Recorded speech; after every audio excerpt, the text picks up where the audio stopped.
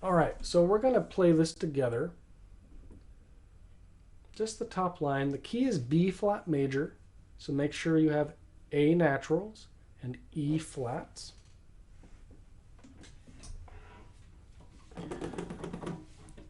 And because it's called Beautiful Sound Studies, I want you to hear a beautiful sound in your mind as you play this. Lots of air. I'm going to turn on a Met.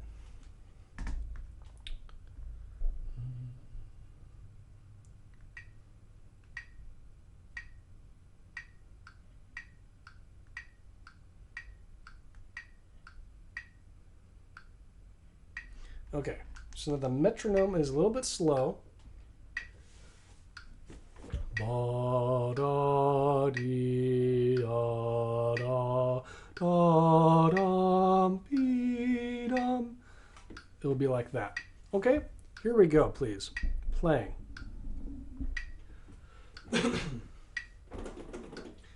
One, two, one, two, ready.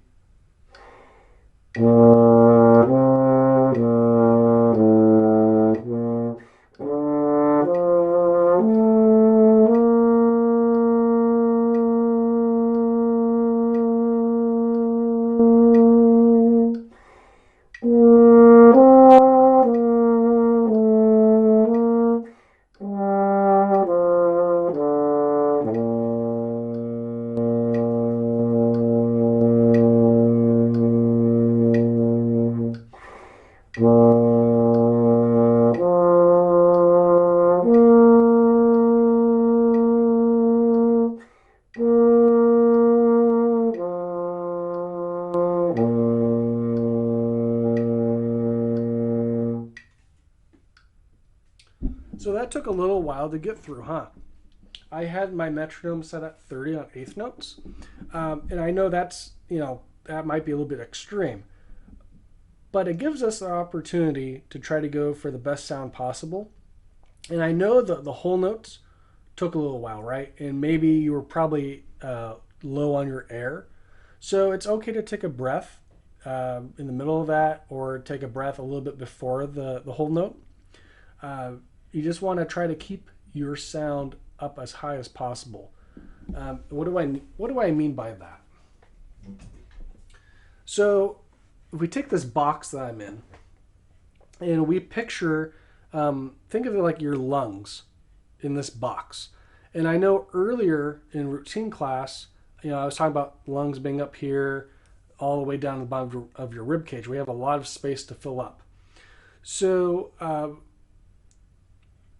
and I think it was Joe that mentioned this about like it was like I think he said 30-40% is when you want to fill back up on air. So if we picture this box, halfway is 50%, right? And the very top is I guess this is the box top here. This is 100%. Here's 50, here's 0. We want to make sure that we're staying somewhere between like 90ish and I would say about 40%. To 50%. It's really different for everyone. But if you get too far down, like in this lower half, then that's when the body gets more tense. The sound starts to not be as good. So we want to try to stay up in the upper half of the box as much as possible, around there. But then the other danger is going all the way to 100%. What happens if we get 100% full? Well, let's see. If I go and I've got all the air, see, I was trying to sip all the air to 100%. It's very uncomfortable. That's what happens. That also creates tension. We don't want that, right? We want to try to remain relaxed, tension free when we play or when we breathe, because that goes into the sound. So now I'm going to play half of the exercise. I'm going to play it a couple different ways. The first way, I'm going to play on the lower half of my air, that lower 50%. So to simulate that, I'm not going to take a very full breath. I'm going to take a shallow breath. If you want to play, go for it, or you can just listen. so you can hear the difference that I'm going to make. So this is the first half of that exercise that we just played, but on a shallow breath.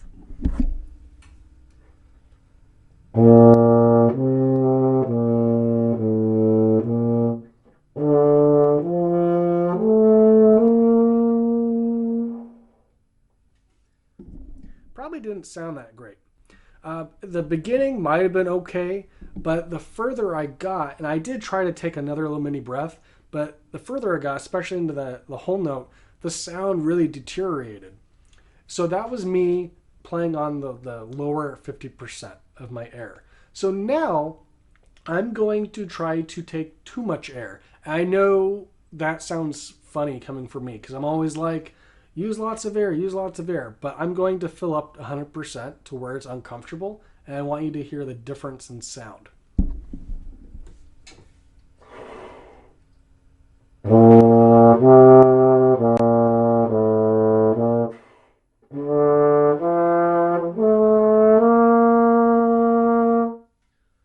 Woo! I don't think I've ever played it like that before. That was super uncomfortable.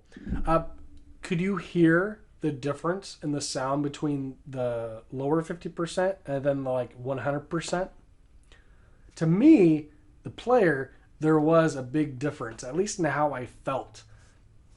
The first time, the lower 50%, I just felt like I couldn't do a lot with the sound, with the music, even though this is like, an exercise.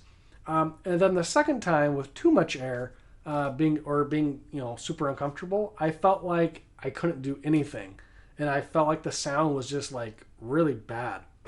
So now I'm going to be like Goldilocks. I'm going to find the porridge, the soup that's just right for me, the right temperature. In this case, I'm going to fill up with a lot of air, but not to the point where it's so uncomfortable.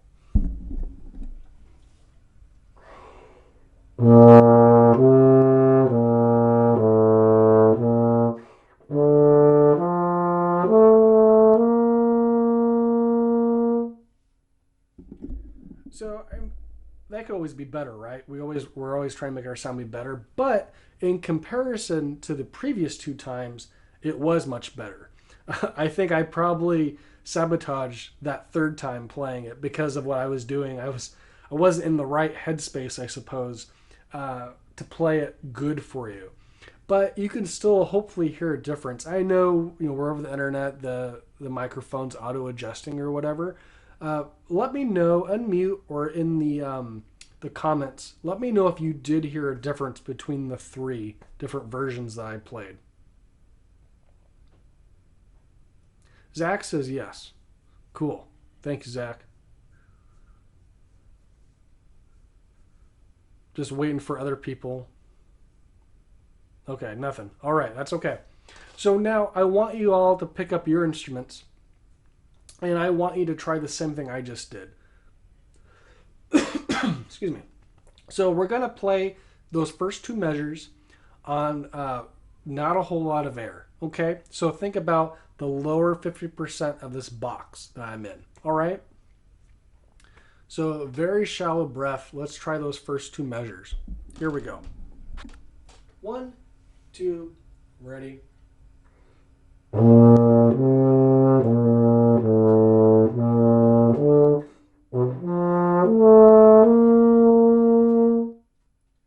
Okay, so I did it as well again on the lower 50%, and it was not great. Now, go ahead and fill up with a lot of air, but now fill up 100% so you're uncomfortable. Okay? The same thing, please, those two measures. Here we go. 1, 2, ready.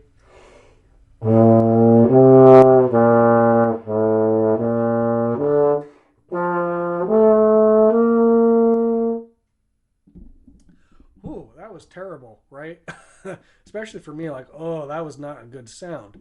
So between that first time just now, the lower 50%, and the second time on the 100%, could you all hear a difference from your own playing? Yeah, it wasn't great. Neither one was great, right? Um, Mateo or Owen, could you hear a difference? little bit, yeah. Okay. All right. Owen.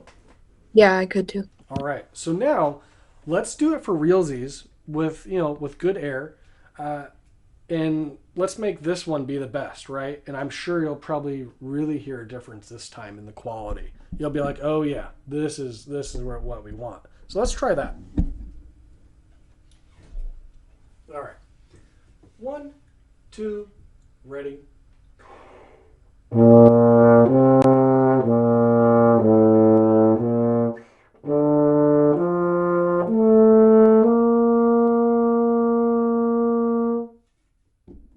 Okay, now that you played it that third time, do you definitely hear a difference?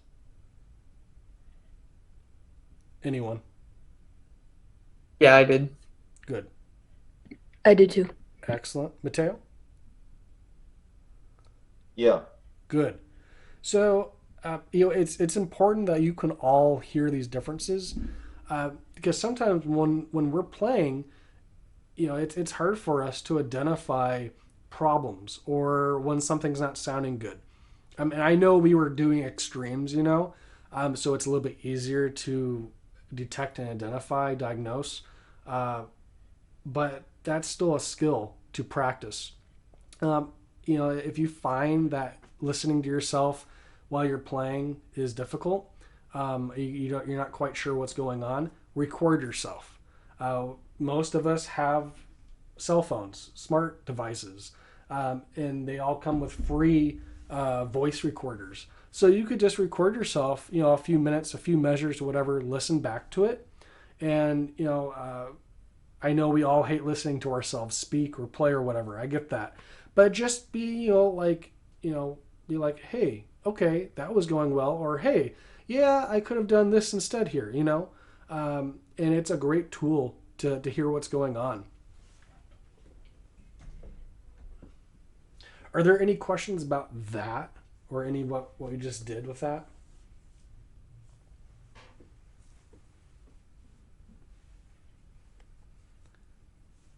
Such a chatty bunch. Okay, that's all right. So I'm trying to remember. There was another thing I was going to comment about this.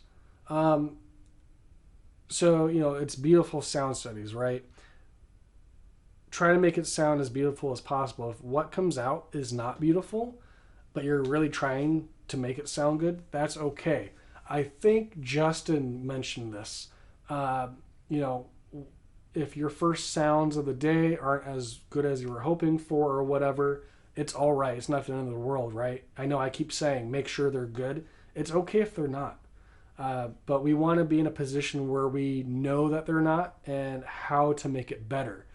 Most of the time, we can go to buzzing or singing or using more air or just hearing the note better. Usually that solves a lot of our problems. I would say most of the time it's just a matter of air, really, is what it comes down to.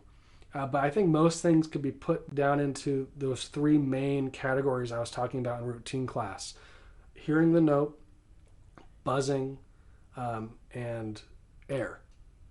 And as long as we focus on those things, brass playing can be a lot easier than it typically is for most people.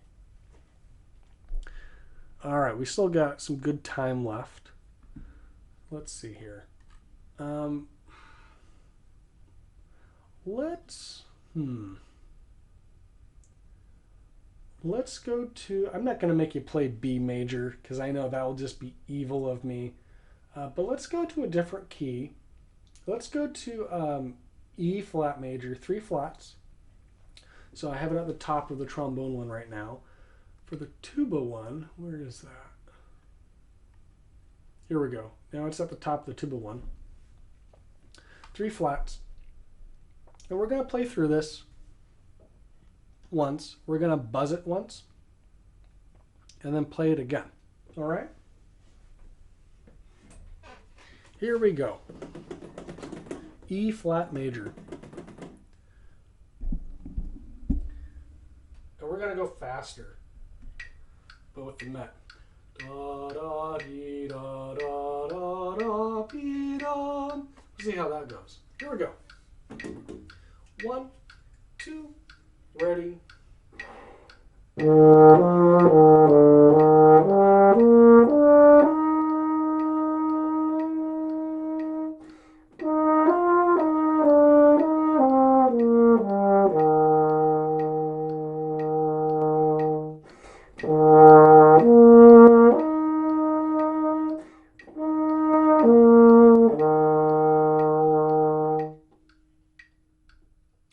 And I apologize. I realize that some of it is being blocked out on my screen. Uh, it's okay if you didn't get that part. So that was much faster than the one that we took at B flat, right, originally. This was 60 beats per minute in eighth notes. The previous one was 30. Uh, and this one's higher. So it's probably a little bit more challenging, right? The Probably the most challenging part is making sure the E flat, the upper E flat sounds as good as the lower one. So let's just kind of take those out of context. Just the lower E flat and the upper E flat. So this. I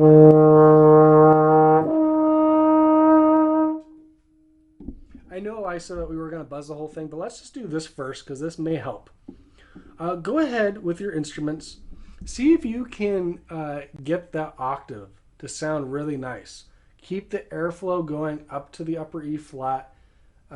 Hear it in your mind. Da. Go ahead and try that.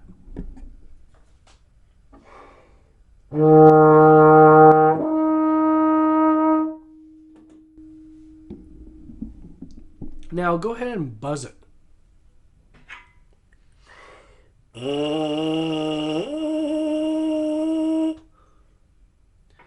Now what you may find is that the upper note probably is lacking in air. So go ahead, try buzzing it again and see if you can first put your hand out so you can feel the airstream and see if you can get the air from the lower E flat to be similar in the upper E flat so it's not too thin.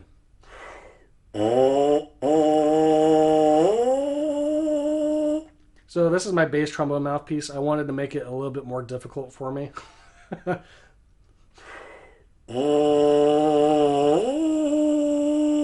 we go. That's a little bit better. But what I felt was there was a lot less air on the upper E flat. So I definitely need to practice this for myself. If you're finding that there's less air too, then this is something to work on. How we can try to transfer that airstream. And there's a couple different ways we can think of it. Floating the air up to the upper note. We don't want it to be tense, strained.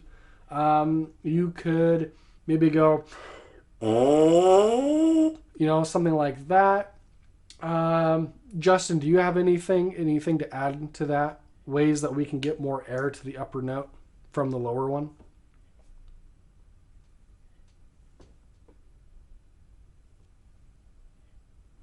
Nope, nothing to add. Okay, that's all right.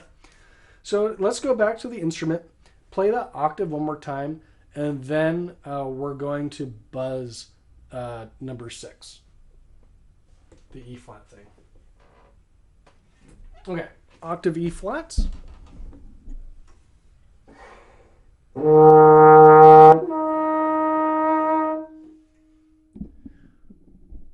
Now let's do the buzzing of the E flat beautiful sound study number 6.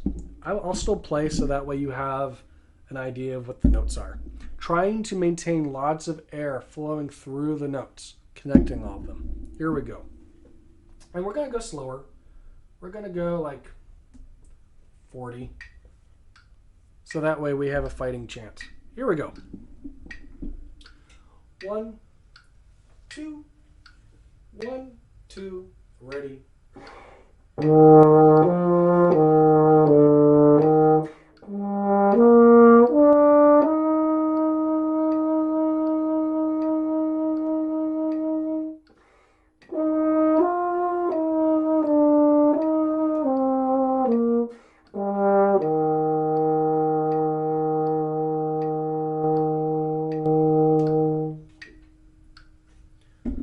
apologize if I didn't hold out that first whole note long enough. It just kind of goes on forever.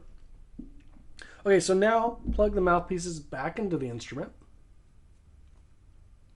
and try to go for that good consistent air connecting all the notes. Trying to thinking about we're trying to think about bringing that air to the upper notes still, just like when we were buzzing. Here we go.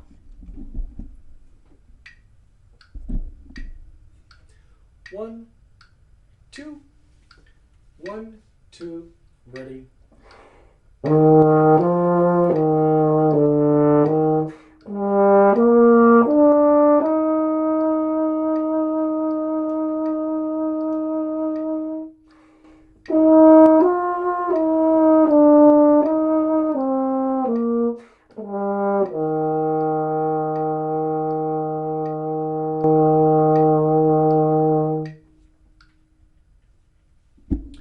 Okay, so now from the very first time that we played it, I know this is still slower, but is it better from when you first played this E flat one?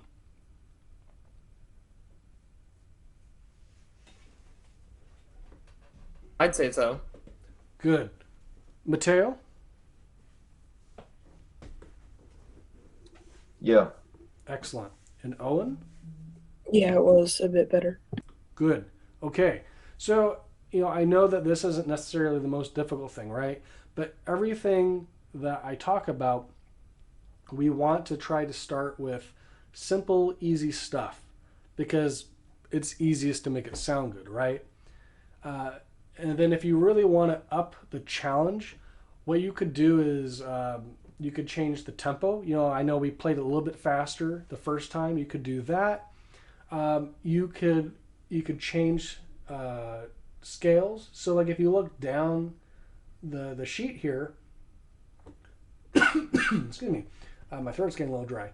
We have these higher beautiful sound studies, and it goes all the way up to the upper B flat scale. So it, the very first one that we did was B, just regular B flat, right on low B flat. It eventually goes to the next octave. So then, it ups the challenge. And then you could do vice versa. You could start on the pedal B flat and do low stuff. So that way you're also practicing your low range. One of the ideas behind it is modeling that really great sound, that beautiful sound, that regular low octave that we first started out with, transfer that to the upper octave and the lower octave. It doesn't have to be printed on the page. It's whatever you want to do. Another challenge aspect you could add to it is play it in minor. So instead of B flat major, 2 flats, we could change it to B flat minor and have 5 flats. So you could do that kind of thing. If you're playing with a friend, you could do different keys and you can try to add tuning to it, tuning up intervals. There's a whole lot of different things you can do with these. Excuse me. Okay. What am I rolling over? Good thing it's not an instrument. Okay. Are there any questions? Did anyone want to play for me really quick before we start to finish up?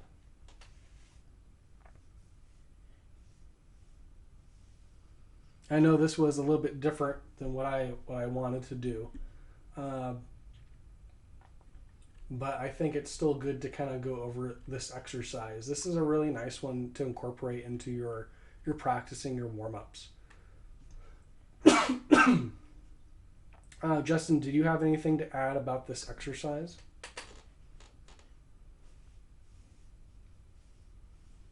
Or do you use it any differently? No, I use it about the same.